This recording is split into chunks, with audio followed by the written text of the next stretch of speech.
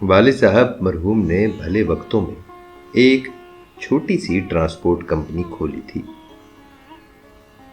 کام کی گنجائش تھی. نومولود ملک تھا. ایوب خان دور سے گزر کر ملک صنعتی ترقی کی دور میں داخل ہو چکا تھا.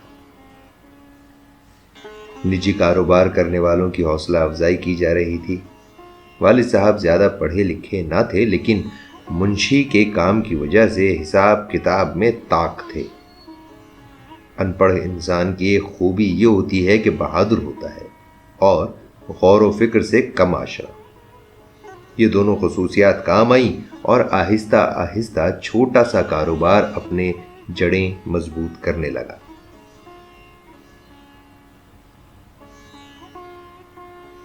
دوستوں، میرا نام ہے نعیم کمالی اور میں آج آپ کو کہانی سنا رہا ہوں، وہ عشق جو ہم سے روٹ گیا، جسے لکھا ہے عامر انور عامر نے.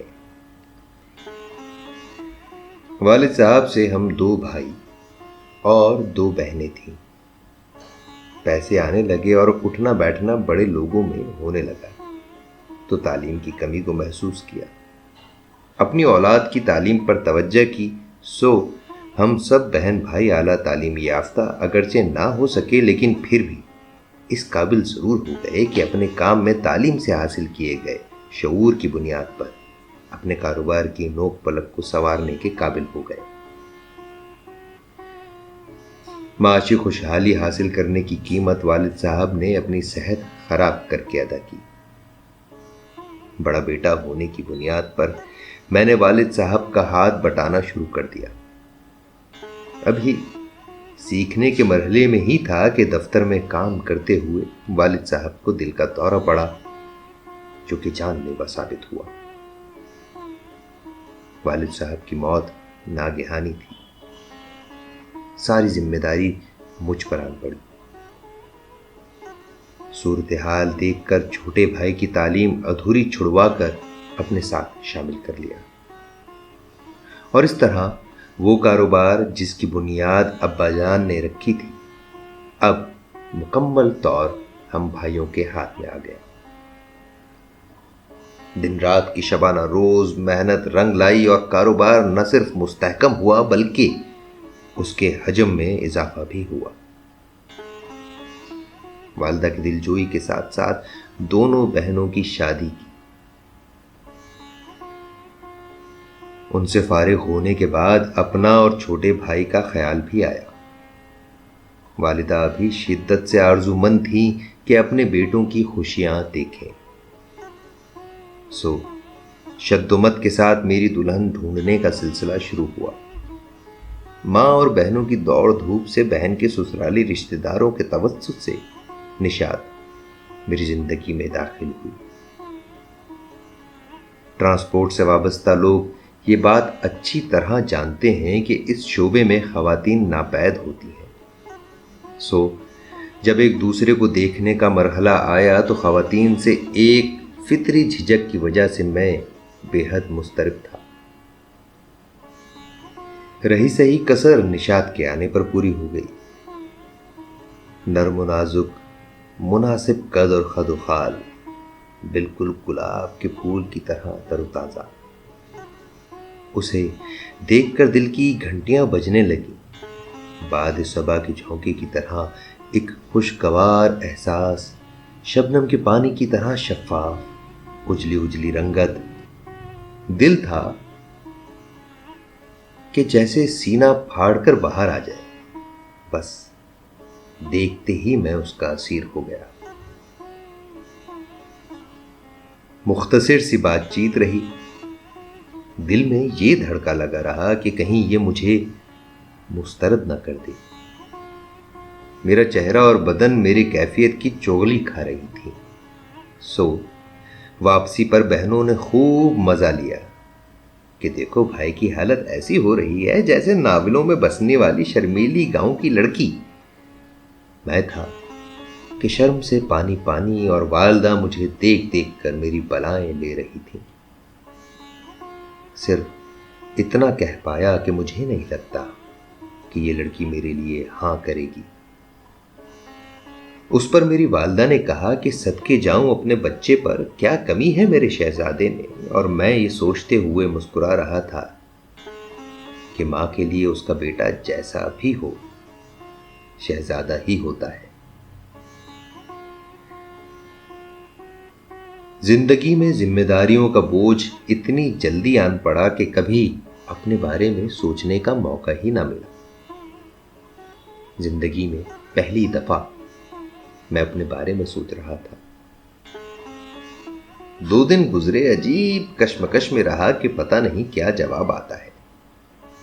یہ طوفان بے قراری تیسرے دن شام کو فون کی بجنے والی گھنٹی سے تھما جب بہن نے فون کر کے بتایا کہ لڑکی والوں کی طرف سے ہاں میں جواب آیا ہے۔ جلدی گھر آؤ، میں بھی آ رہی ہوں تاکہ باقی معاملات ہم طے کریں۔ خوشگوار حیرت کے ساتھ میں گاڑی میں بیٹھ کر گھر کو روانہ ہوا۔ اگست کا مہینہ تھا، ساون اپنے جوبن پر تھا۔ دسمبر کے آخری جمعے کو شادی کی تاریخ مقرر ہوئی۔ میں اور نشاط ایک ہو گئے۔ پہلی رات منہ دکھائی کی انگوٹھی دیتے ہوئے بمشکل پوچھ پایا کہ آپ کی خوشی اور رضامندی اس رشتے میں شامل ہے، جس پر نشاط نے اسبات میں سر ہلایا۔ حوصلہ پا کر دل کی باتیں کہہ ڈالی کہ آپ کو دیکھتے ہی میں اپنا دل ہار بیٹھا تھا۔ تعریف تو ایسی چیز ہے کہ خدا بھی خوش ہوتا ہے تو اس کی مخلوق کو کیوں نہ پسند آتی۔ میں بولتا رہا، وہ کبھی مسکراتی اور کبھی مترنم سی ہنسی ہنستی جو میرے کانوں میں جل ترنگ سی بکھیر رہی تھی۔ باتیں ہوئی تو جھجک بھی دور ہوتی گئی۔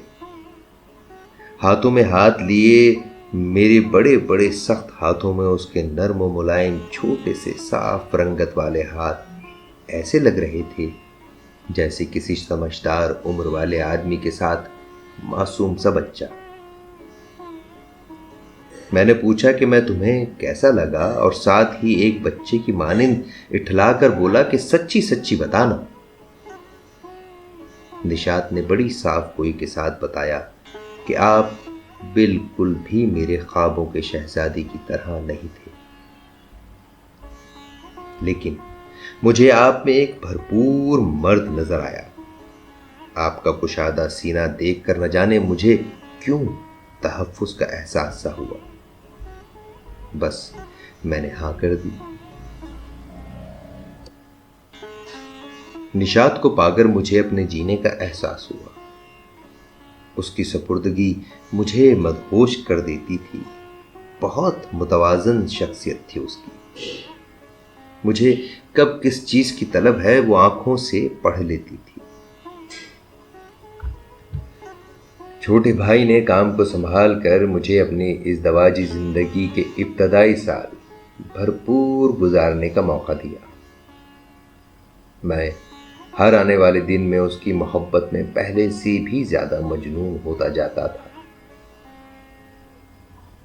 شادی کے 9 سالوں میں اللہ نے مجھے اپنے باپ کی طرح 2 بیٹے اور 2 بیٹیوں سے نوازا۔ میں نشاط کی محبت میں خود کو ایک بچے کی طرح محسوس کرتا۔ عورت میں اللہ نے فطری طور پر خود کو ماحول سے ہم آہنگ کرنے کی صلاحیت دی ہے۔ نشاط نے میرے وقت میں سے اپنے بچوں کے لیے وقت نکالنا شروع کر دیا، جسے میں نہ جانے کس احساس کے تحت سمجھ نہ سکا، اور مجھے لگا کہ جیسے نشاط مجھ سے دور ہو رہی ہے۔ یہ احساس میرے دل میں بستا رہا، اور وہ نشاط جو میری آنکھیں پڑھ کر مجھے سمجھ لیتی تھی، وہ بچوں میں ایسی گم ہوئی کہ میرے دل کی کیفیت کو نہ سمجھ سکی۔ میرا دل کام میں بھی نہیں لگ رہا تھا۔ چھوٹے بھائی جو اب خود شادی شدہ اور 2 بچوں کا باپ بن چکا تھا، اس سے میری یہ حالت چھپی نہ رہ سکی۔ اس نے مشورہ دیا کہ شاید یکسانیت کی وجہ سے چڑچڑا پن ہو گیا ہے، تو کیوں نہ آپ اور بھابھی کسی باہر ملک کی سیر و تفریح کا پروگرام بنائیں تاکہ تر و تازہ ہو سکے۔ رہی بچوں کی بات تو ہم ہیں ان کا خیال رکھنے کے لیے۔ مجھے ایسا لگا کہ یہ بہترین خیال ہے کہ ہم دونوں کچھ دن ایک ساتھ گزاریں تاکہ وہ بھولی ہوئی محبت مجھے واپس مل سکے۔ جب نشاط سے بات کی تو اس کا رد عمل ایسا تھا جیسے میں نے چاند پر جانے کی بات کر دی ہو۔ ایک لمبی تقریر سننے کو ملی جس کا لب لباب یہ تھا کہ میں بچوں کو چھوڑ کر کسی صورت نہیں جا سکتی، آپ اکیلے ہو آئے، مجھے کوئی اعتراض نہیں۔ اس دن مجھے لگا کہ نشاط مجھے سمجھنا ہی نہیں چاہتی۔ میں اس قدر ذہنی دباؤ کا شکار ہو چکا تھا کہ اکیلے جانے کی ٹھان لی، ٹکٹ لی اور سنگاپور اور تھائی لینڈ کے سفر پر روانہ ہو گیا۔ ٹریول ایجنٹ نے 10 افراد پر مشتمل ایک گروپ بنایا اور ہم گروپ لیڈر کی رہنمائی میں مختلف جگہوں پر گھومتے پھرتے رہے۔ میں خود کو ایک فلمی ہیرو کی طرح محسوس کر رہا تھا جس کی محبوبہ نے اس سے بے اعتنائی برتنا شروع کر دی تھی۔ واک مین نیا مارکیٹ میں آیا تھا، ہیڈ فون لگا کر دکھی انڈین گانے کشور دا اور محمد رفیع کی آواز میں سنتا۔ ایک صاحب جو کم و بیش میرے ہم عمر تھے، انہوں نے مجھے اس حالت میں دیکھا تو بولے کہ بھیا یہ تھائی لینڈ ہے، یہاں لوگ اپنے غم دور کرتے ہیں اور ایک تم ہو کہ اپنے غم اپنے چہرے پر لیے گھوم رہے ہو۔ اور پھر بولے کہ مجھے تمہاری دکھی کہانی میں کوئی دلچسپی نہیں، بس اتنا کر سکتا ہوں کہ تمہارے غم غلط ہو سکے۔ میں یہاں کئی دفعہ آ چکا ہوں، سو آؤ تمہیں دنیا دکھاؤں۔ اس کی باتوں کو سن کر ایسا محسوس ہوا جیسے ڈوبتے کو تنکے کا سہارا۔ بس پھر کیا تھا، شراب اور شباب کی دنیا میں قدم رکھ ڈالا۔ پیسے کی روانی نے شباب کو خود پر نچھاور ہوتے ہوئے دیکھا تو ایسا لگا جیسے نشاط کے دیے زخموں پر کسی نے مرہم رکھ دیا۔ ذہن میں کیا سمایا کہ اپنے دوست سے فرمائش کر ڈالی کہ ان حسیناؤں کے ساتھ تصویریں کھینچ دو۔ شاید ذہن میں کہیں تھا کہ اب کچھ زخم میں بھی نشاط کو دوں۔ واپس پہنچا تو نشاط ایئرپورٹ پر ڈرائیور کے ساتھ مجھے لینے آئی ہوئی تھی۔ مجھے دیکھ کر ایسی دل فریب مسکراہٹ کے ساتھ استقبال کیا کہ مجھے اس میں پرانی نشاط نظر آئی۔ ڈرائیور کو کہا کہ تم ٹیکسی کروا کر گھر چلے جاؤ۔ میں نے کہا میں تھکا ہوا ہوں تو کہنے لگی کہ کوئی بات نہیں، میں ڈرائیو کر لوں گی۔ راستے بھر یہی کہتی رہی کہ زندگی میں پہلی بار 10 دن آپ کو نہیں دیکھا، زندگی اداس محسوس ہوئی، پچھتائی کہ آپ کے ساتھ چلی جاتی، شکر آپ آ گئے، گویا میری زندگی واپس آ گئی۔ وہ راستے بھر بولتی رہی اور میں سنتا رہا۔ رات بڑی نشیلی تھی۔ مجھے اس رات یوں محسوس ہوا کہ جیسے ہم دونوں کی آج پہلی رات ہے۔ جس چیز کا دکھ لیے میں گیا، میرے آنے پر اسی نے میرے سکھ کا سامان کیا۔ میرے جانے کے بعد نشاط نے شاید مجھے پڑھا اور ایسا پڑھا کہ وارفتگی کے چاہ وار دیے۔ زندگی معمول کے مطابق چلنے لگی۔ نشاط کی محبت نے مجھے پھر سے جوان کر دیا۔ ایک دن میں اپنا بیگ ٹٹول رہا تھا کہ ولایتی حسیناؤں کے ساتھ بے تکلف تصویر جو ماضی کے دھندلکوں میں کہیں گم ہو چکی تھی سامنے آ گئی۔ کئی سال گزر چکے تھے، اپنی اس کیفیت اور سوچ پر ہنسی آ گئی۔ اس دوران نشاط کمرے میں داخل ہوئی۔ میری بدقسمتی کہ میں نے اسے یہ تصویر پکڑا دی۔ وہ کافی دیر تک یہ تصویر دیکھتی رہی اور میں اسے تھائی لینڈ میں ہونے والی رودات سناتا رہا۔ میں ہنس رہا تھا اور وہ بھی۔ مجھے اچانک احساس ہوا کہ نشاط اگرچہ ہنس رہی ہے لیکن اس کی آنکھوں سے پانی کی ایک لکیر نکل کر اس کے ہونٹوں میں جذب ہو رہی تھی۔ میں ایک دم جیسے ایک خواب سے نکل آیا۔ پشیمان ہوا کہ میں یہ کیا کر بیٹھا۔ اس نے مجھے تصویر واپس دیتے ہوئے کہا کہ کاش آپ اس تصویر کو پھاڑ کر پھینک دیتے۔ یہ کہہ کر وہ سونے لیٹ گئی۔ رات بھر میں اپنی اس حرکت پر دل ہی دل میں کڑتا رہا۔ صبح لیٹ آنکھ کھلی، نشاط کمرے میں نہیں تھی۔ میں نے سوچا کہ میں نشاط سے معافی مانگ لوں گا۔ میں کمرے سے باہر آیا تو نشاط لاؤنج میں بیٹھی فلم دیکھ رہی تھی۔ مجھے دیکھ کر بولی، ارے آپ اٹھ گئے، آپ بیٹھیے، میں ناشتہ لگواتی ہوں۔ اس کا اچھا موڈ دیکھ کر مجھے حوصلہ ملا۔ ناشتے کے دوران میں نے دھیرے سے اسے سوری کہا۔ اس نے مسکراتے ہوئے کہا، ارے کس بات کا؟ بات بظاہر آئی گئی ہو گئی اور میں دل ہی دل میں اللہ کا شکر ادا کر رہا تھا کہ صورتحال معمول کے مطابق ہو گئی۔ زندگی ایک مرتبہ پھر رواں دواں ہو گئی۔ نشاط کا رویہ نارمل نظر آتا تھا۔ میں بھی کاروباری اونچ نیچ کی وجہ سے مصروف رہنے لگا۔ نشاط میں ایک تبدیلی آئی، وہ یہ کہ اس نے خواتین کے حقوق سے متعلق ایک NGO کو جوائن کر لیا۔ اس کی سماجی مصروفیت بڑھنے لگی، بچے جوانی میں قدم رکھ چکے تھے۔ میں نے تھوڑا نشاط کو ٹوکنا شروع کیا کہ بچے جوان ہو رہے ہیں تو ان پر نظر رکھو، تو وہ یہ کہہ دیتی کہ یہ اب جوان ہو گئے ہیں، جو انہوں نے بننا تھا بن چکے۔ وقت گزرتا رہا، بیٹیوں کی شادیوں سے فارغ ہونے کے بعد بچوں نے کاروبار کو دیکھنا شروع کر دیا۔ میں اب زیادہ وقت گھر میں رہنے لگا، مذہب سے دلچسپی بڑھ گئی، سوشل میڈیا کا دورہ تھا، نشاط کی سماجی سرگرمیاں عروج پر تھیں، اپر کلاس کی خواتین کی بیٹھک نے نشاط پر بھی اثرات ڈالے تھے۔ اس نے فٹنس کلب اور یوگا کی کلاس کے ذریعے اپنے جوانی کو طویل کر دیا، جبکہ بڑھتی عمر نے مجھ پر اثر ڈالا۔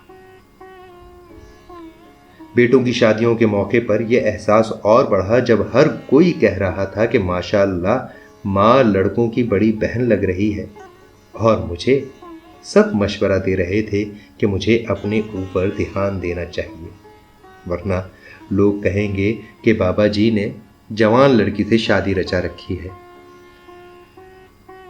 بچوں کی شادی کے بعد میں بہت تنہا ہو گیا تھا۔ نشاط تو میری محبت تھی ہی، لیکن اس کے اپنے خیال رکھنے کی وجہ سے میرے جذبات سرد نہ پڑے۔ مگر نشاط کی مصروفیات نے اسے اپنے ہی گھر میں مہمان بنا دیا تھا۔ مہینے میں ایک دن ہم سب فیملی ڈنر کرنے باہر جاتے تھے۔ نشاط بہت خوبصورت تیار ہوئی تھی۔ اس دن بڑی بہو بھی کہہ اٹھی کہ ماما، آپ کی خوبصورتی دیکھ کر میں جیلس ہو جاتی ہوں۔ پاپا، یو آر سو لکی۔ نشاط اس دن بہت ہنسی۔ گھر واپسی پر اچھا موڈ دیکھ کر میں نے نشاط کو اپنے کمرے میں کہا کہ نشاط، تم آج تک میری محبوبہ ہو۔